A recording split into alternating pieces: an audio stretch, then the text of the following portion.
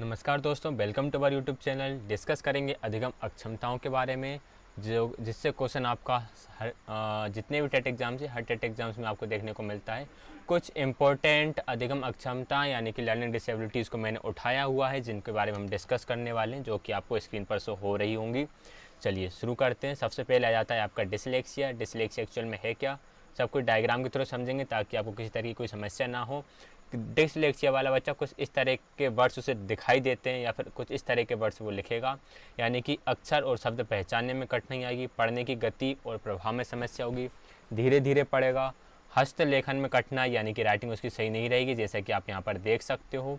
ज्ञात शब्दों को याद करने में कठिनाई, जो शब्द उसके सामने लिखे हुए हैं उनको याद करने में काफ़ी प्रॉब्लम आएगी। वो हो सकता है केट को इस तरह से लिखे, डी को बी बनाए। एग्ज़ाम में काफ़ी ज़्यादा आता है आपका। सा को वो पढ़ता है वाज, जो आपका गोड होता है, गोड को पढ़ लेता है वो डॉग, या फिर डॉग लिख लेता है। तो एक जैसे शब्दों को देखने में उसे दिक्कत आती है, उसे हम डिसलेक्सिया बोलते हैं। फॉर एग्जाम्पल, तारे ज़मीन पिक्चर का एहसान अवस्थी डिसलेक्सिया से ही पीड़ित होता है। अब जो डिसेबिलिटीज़ वाले बच्चे होते हैं, इनके बारे में एक और बात आपको याद रखना है कि इन बच्चों में मंदबुद्धि नहीं होती। हम ये नहीं बोल सकते कि ये मंदबुद्धि बालक होते हैं, बस कुछ एस्पेक्ट्स बोलें आप या फिर कुछ पहलू बोलें सीखने की, उनमें इन्हें समस्या होती। बाकी इनका माइंड भी नॉर्मल स्टूडेंट्स की तरह ही या नॉर्मल बच्चों की तरह ही चलता है। डिसग्राफिया की बात कर लें, ग्राफ मतलब होता है आपका राइटिंग, तो ये होती है आपकी राइटिंग से रिलेटेड। इस तरह के बच्चों की राइटिंग बहुत ज़्यादा ख़राब होती है। तो यहाँ पर आप देख सकते हो क्या राइटिंग लिखी है इस लड़के ने। हम यहाँ पर यदि देखने की कोशिश करें तो ये THE दा है, मे बी यहाँ पर BAR के बार्क लिखा है। ये देखो सारे वर्ड्स एक जैसे बन रहे हैं। इसके अलावा नीचे भी और कुछ वर्ड्स की बात करूँ तो कोई सा वर्ड भी कहीं पर भी जा रहा है। ये स्पेलिंग आप देख सकते हो, जिनको समझने में काफ़ी समस्या होती है। जब बच्चा इतनी बेकार तरीके से लिखेगा तो वो समझेगा क्या, ठीक है। लेखन की स्थिरता और स्वच्छता में कठिनाइयाँ होती है। कर्सिव और प्रिंट लिखाई को मिला देते हैं वो, जैसे कि आपको पता है कई जगह प्रिंटिंग में ये वाला ए लिखा होता है और जबकि हम कर्सिव में ये वाला ए यूज़ करते हैं, तो वो इन दोनों को मिला देते हैं। जी आपने देखा होगा कुछ इस तरह का जी बना हुआ होता है, जबकि हम नॉर्मल में इस तरह का जी यूज़ करते हैं। अधूरा शब्द या शब्दों को छोड़कर लिखना, शब्दों को अधूरा बना देगा वो। फॉर एग्जांपल यदि हम जी की बात करें तो जी इतना ही बना देगा, पी के लिए इतना ही बना देगा, बाकी ये करना भूल जाएगा वो। डब्लू को इतना सॉरी ये तो पूरा बन गया, डब्लू को इतना बना दे वो, मतलब पूरा नहीं बनाता, कुछ इस तरह की आकृति वगैरह बना देता है वो। ये वाला जेड नहीं बना पाता ढंग से, थोड़ा बहुत बनाया उसने जैसा तैसा और काम चल गया उसका। एक ही समय में सोचने और लिखने में कठिनाई, यानी कि हम सोचते और लिखते, जैसे कि आपको पता है मैं यहाँ पर काफ़ी कुछ ड्राइंग करता जा रहा हूँ या लिखता जा रहा हूँ, तो इसके लिए मुझे सोचने करने की ज़रूरत नहीं पड़ रही, लेकिन उन्हें प्रॉब्लम होती है कि वो एक तरह से थिंकिंग एंड राइटिंग दोनों काम एक साथ नहीं कर पाते हैं। आगे देखते हैं। आगे आ जाता है फिर हमारा डिसकैलकुलिया। डिसकैलकुलिया मतलब कैलकुलेशन, कैलकुलेशन मतलब गणना, गणना मतलब मैथ्स में वीक। मैथ्स की जो भी कैलकुलेशन होती है वो कैलकुलेशन समझने में इन्हें काफ़ी समस्या होगी। फॉर एग्जांपल ये जो प्लस माइनस वाला है, जैसे 1 + 5 = 6 होता है, 2 + 5 7 होता है, तो ये कुछ इस तरह से उसका हाल बना देते हैं जो उनकी मैथ्स का प्रॉब्लम होता है उनका। जैसे यहाँ पर इसके माइंड हम देखें तो 1 2 3 एक ऑर्डर में है, इसके माइंड में सब कुछ उल्टा पुल्टा टाइप का है। तो हम बात करें जोड़ना, घटाना, गुणा, भाग करने में कठिनाई होगी। मात्रा, संख्या, रेखा हासिल करने में कठिनाई, भिन्नों को समझने में कठिनाई, शब्द समस्याओं को समझने में काफ़ी इनको कठिनाई होती है। तो कुल मिलाकर यदि हमसे पूछें कि कोई बच्चा गणित में कमज़ोर है या फिर गणित की गणनाओं को समझने में उसे समस्या होती है, कैलकुलेशन में प्रॉब्लम होती है, तो वह किससे पीड़ित होगा, तो वह आपका डिसकैलकुलिया से पीड़ित होगा। आगे बढ़ जाते हैं नेक्स्ट क्वेश्चन की तरफ। नेक्स्ट जो बीमारी है या डिसेबिलिटी है वो होती है आपकी डिस्फ्रेजिया। डिस्फ्रेजिया वाले बच्चे में गत्यात्मक कठिनाई बोल सकते हो आप, मतलब इन बालकों में संतुलन बनाने में कमी होती है। संतुलन बनाने में कमी मतलब ये कोऑर्डिनेट्स नहीं कर पाते इनकी, जैसे ये जो बच्चा ये अपने हैंड्स एंड आइज़ को कोऑर्डिनेट नहीं कर पा रहा, तो इसे समझ नहीं पा रहा कि बॉल कित स्पीड से कहाँ पर आकर गिरने वाली है, और ये बॉल को कैच नहीं कर पाएगा। फॉर एग्जाम्पल ये जो गर्ल है ये यहाँ पर चलते चलते फिसल जाती है या फिर गिर जाती है, किस वजह से, क्योंकि ये इसकी मांसपेशियों में किसी प्रकार का संतुलन नहीं है। शरीर के दोनों तरफ समन्वय करने की असमर्थता, मतलब दोनों left side and right side को इक्वली नहीं कर पाते, इक्वली क्या बोल सकते हो, संतुलन नहीं बना सकते। लाइनों के बीच रंग भरने में पहेली को एक साथ करने में कठिनाई होती है, बिकॉज ये कोऑर्डिनेट से नहीं कर पा रहे। यदि आपको ये कुछ आपने इनके लिए लाइनें दी और इनसे बोला कि इनमें अलग अलग रंग भरना है आपको, मान लीजिए हम थोड़ा करके देख लेते हैं कि इस लाइन में आपको एक अलग रंग भरना है और इस वाली लाइन में यही वाला रंग भरना है, बीच वाली लाइन को छोड़ना है। फॉर एग्जांपल के लिए समझ लें, तो इन्हें ये रंग वगैरह भरने में काफ़ी समस्या आएगी, इनका हाथ वगैरह इधर उधर चला जाएगा और गलत हो जाएगा सब कुछ। आगे मांसपेशियों के नियंत्रण में कठिनाई होती है, तो ये बात मैंने बताई दी कि मांसपेशियों के नियंत्रण में इन बच्चों को कठिनाई होगी। ठीक है, आगे बढ़ते हैं। आगे आता है डिस्पोजिया या फिर हमें डिस्पेजिया भी बोला जाता है इसे। ये होता है भाषा के सीखने के संबंधी विकलांगता। मतलब डिस्पेजिया किससे रिलेटेड है? डिस्पेजिया आपका भाषा से संबंधित है। भाषा और संचार में सीखने में अक्षमता होती है। बोली जाने वाली भाषा को समझना या उत्पादन करने की क्षमता नहीं बोलेंगे, हम अक्षमता बोलेंगे। शब्दों के अर्थ भाषण के हिस्सों को समझने में कठिनाई होगी। इस प्रकार जो डिस्पेजिया से ग्रसित रहेंगे उन बच्चों में। आगे बढ़ जाते हैं।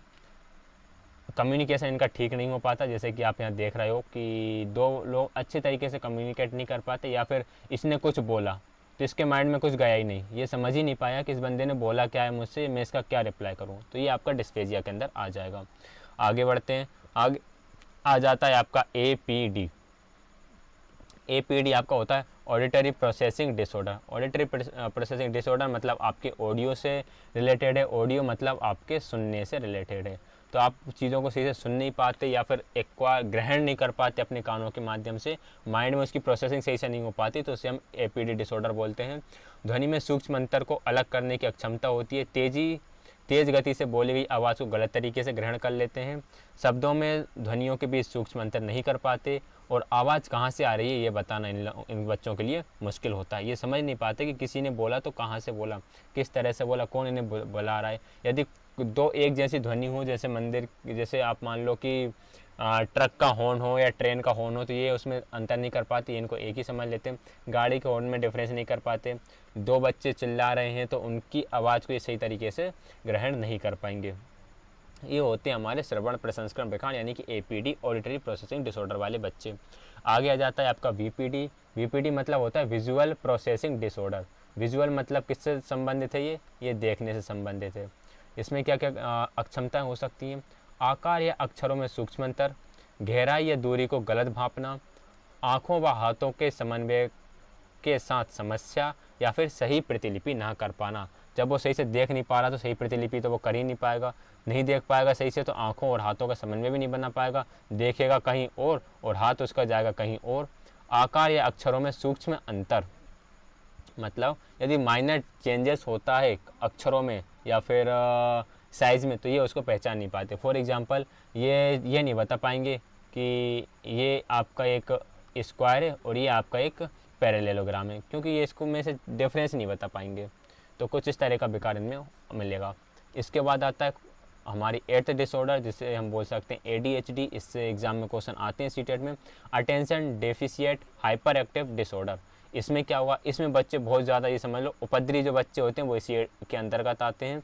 इसमें ध्यान केंद्रित करने और ध्यान देने में कठिनाई शामिल होती है। ध्यान केंद्रित करने और ध्यान देने में। ADHD में मूलतः अवधान में कमी। अवधान में मतलब एक जगह अटेंशन नहीं कर पाते। अति सक्रियता, वही हाइपर एक्टिव बच्चे होते हैं।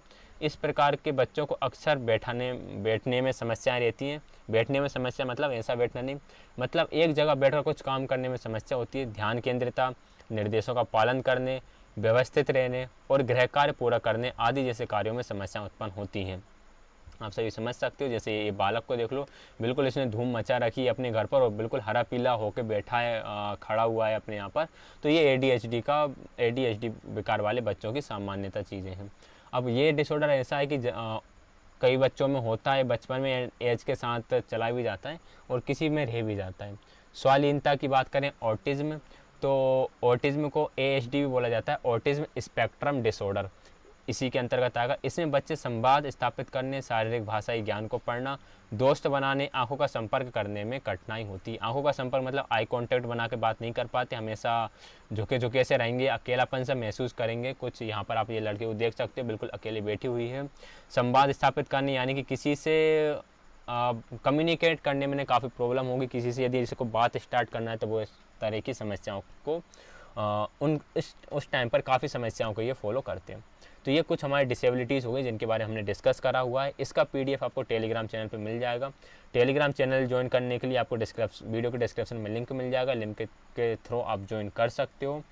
एंड अच्छा, कुछ क्वेश्चंस हैं, कुछ क्वेश्चंस और कर लेते हैं, इसके बाद हम क्लास को एंड करेंगे। चलिए, आंसर आपको दिख ही गया है पहले, चलो कोई बात नहीं। हमारा मेन मोटिव है कि हम क्वेश्चंस को समझें।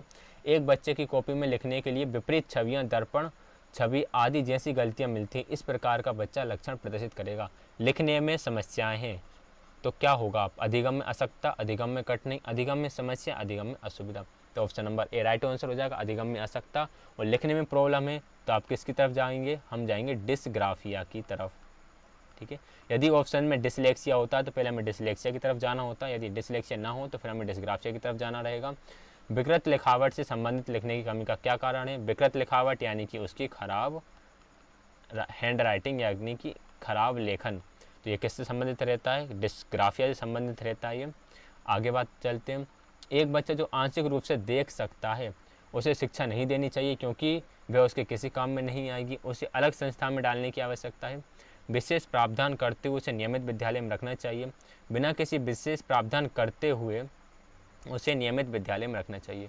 ऑप्शन नंबर थर्ड बिल्कुल राइट आंसर रहेगा, विशेष प्रावधान करते हुए नियमित विद्यालय में उसे रखना चाहिए। जो आंशिक रूप से देख सकता है, यदि वो बिल्कुल नहीं देख पाता, बिल्कुल नहीं देख पाता तो फिर हम उसे अलग संस्थान में डालने की बात करते हैं, क्योंकि अब वो बच्चा बिल्कुल देख ही नहीं पा रहा तो बच्चों के साथ कम्युनिकेट कैसे कर पाएगा।